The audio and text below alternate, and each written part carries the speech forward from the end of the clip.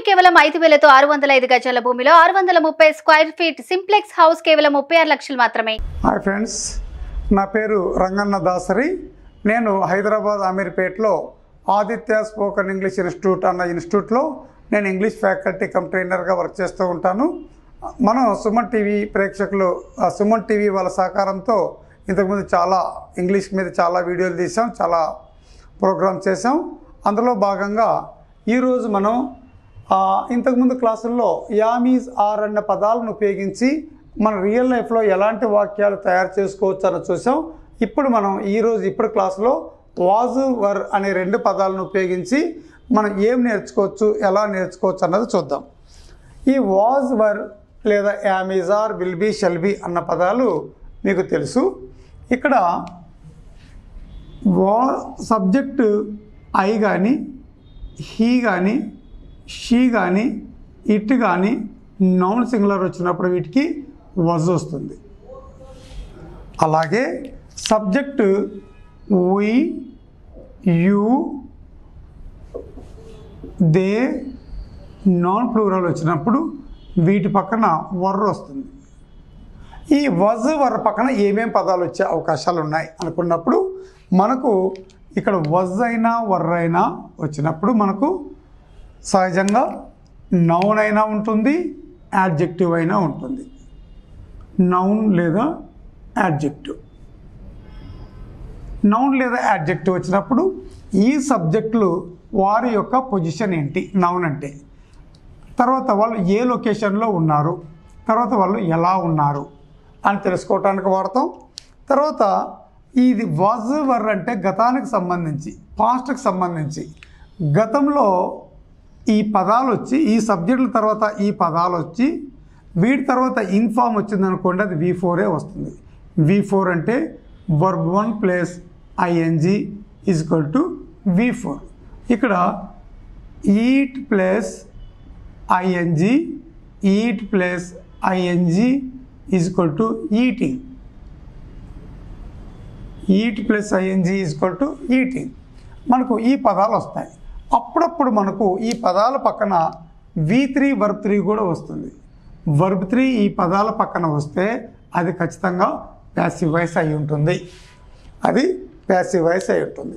మరి passive voice మనకి ఏం అవసరం అనుకున్నప్పుడు మనం అడ్వాన్స్ ఇంగ్లీష్లో మన ప్యాసివ్ వాయిస్ మీద కూడా పట్టు ఉండటం చాలా అవసరం. కొన్ని విషయాలను మనం ప్యాసివ్ వాయిస్లో చెప్తేనే అర్థవంతంగా ఉంటాయి. కాబట్టి అలా మనకు ఒక క్లూ ఏంటంటే ఈ పదాల పక్కన ఎప్పుడైనా నౌన్ యాడ్జెక్టివ్ ఉంటుంది, లేదా V4 ఉంటుంది, లేదా V3 ఉంటుంది. వాటి రియల్ లైఫ్లో ఎలా ఉంటుందో చూద్దాం. మనం ఇక్కడ సబ్జెక్టులు రాసుకున్నాం. ఇప్పుడు షీ మీద రాస్తాం. She was a student. She was a student 10 years ago. She was a student 10 years ago. ఆమె 10 సంవత్సరాల క్రితం ఒక విద్యార్థినిగా ఉన్నది. వాజ్ అంటే ఇక్కడ ఉండటం. పాస్ట్ గురించి 10 సంవత్సరాల క్రితం చెప్తున్నాం కాబట్టి వాజ్ అనేది వచ్చింది. She was a student 10 years ago. ఆమె 10 సంవత్సరాల క్రితం ఒక విద్యార్థినిగా ఉన్నది. She was in New Delhi. She was in New Delhi 10 years ago. ఆమె 10 సంవత్సరాల క్రితం న్యూఢిల్లీ అనే ప్లేస్లో ఉండటం. ఇవన్నీ ఈ పదాల పక్కన మనం నౌన్ యాడ్జెక్టివ్ వస్తే ఒక నౌన్ ఏమో మన యొక్క ప్రొఫెషన్, మన యొక్క డిజిగ్నేషన్, మన యొక్క పొజిషన్ గురించి చెప్పడానికి వాడతాం. ఇంకొకటి న్యూఢిల్లీ అన్న నౌన్ వస్తే ఆమె 10 సంవత్సరాల క్రితం న్యూఢిల్లీ అన్న ప్రాంతంలో ఉన్నది అని అర్థం. మరి ఆమె 10 సంవత్సరాల క్రితం ఎలా ఉంది అనుకున్నప్పుడు she was lean. She was lean 10 years ago. ఆమె 10 సంవత్సరాల క్రితం బక్కగా ఉంది, బక్క పలచగా ఉంది. లీన్ అన్నది యాడ్జెక్టివ్. ఆమె 10 సంవత్సరాల క్రితం బక్కగా ఉంది. ఆమె ఎలా ఉంది అని తెలియజేస్తాం. తర్వాత V4ని ఎక్కడ వాడతాం, ఈ పదాల పక్కన V4ని ఎలా వాడతాం అనుకున్నప్పుడు she was She was singing a song. She was singing a song at this time yesterday. She was singing a song at this time yesterday. ఆమె నిన్న ఈ సమయం అప్పుడు ఒక పాట పాడుతూ ఉన్నది. ఇన్ఫామ్ వచ్చింది. She was singing a song at this time yesterday. నిన్న ఈ సమయం అప్పుడు ఆమె పాట పాడుతూ ఉన్నది. ఏ సాంగ్ అంటే ఒక పాట, వాజ్ అంటే గతానికి సంబంధించి నిన్న, అట్ దిస్ టైం అంటే నిన్న ఈ సమయం అప్పుడు ఆమె పాడుతూ ఉంది.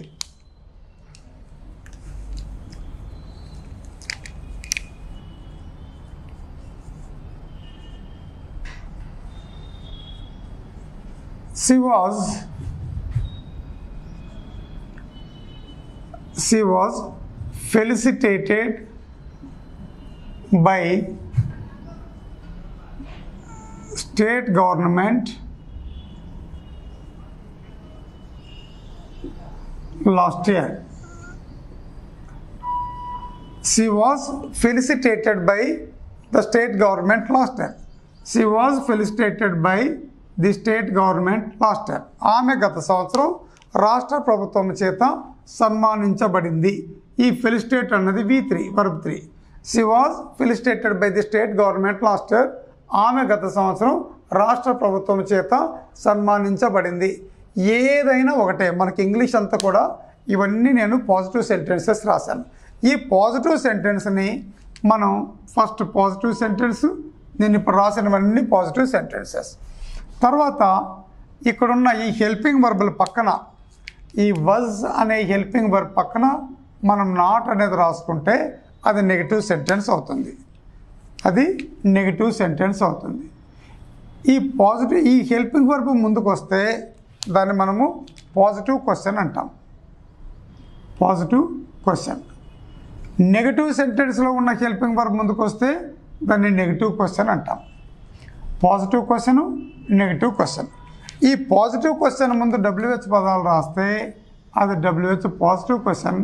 నెగిటివ్ క్వశ్చన్ ముందు WH పదాలు రాస్తే అది WH నెగిటివ్ క్వశ్చన్. అంటే మనకు ఐదవది WHలో పాజిటివ్ క్వశ్చన్, ఆరవది WHలో నెగిటివ్ క్వశ్చన్. ఇంగ్లీష్ అంతా అంతే ఉంటుంది. నేను ఇప్పుడు ఇంతకుముందు బీ స్ట్రక్చర్స్ చెప్పాను, నేను ఇప్పుడు ప్యాసివ్ వాయిస్కి చెప్తా. She was felicitated by the state government last year. ఆమె గత సంవత్సరం రాష్ట్ర ప్రభుత్వం చేత సన్మానించబడింది. She was not felicitated by the state government last year. ఆమె గత సంవత్సరం రాష్ట్ర ప్రభుత్వం చేత సన్మానించబడలేదు. ఇప్పుడు నేను అది నెగిటివ్ సెంటెన్స్ కూడా రాస్తాను, మీకు కొంచెం ఈజీగా ఉంటుంది. She was not felicitated by the state government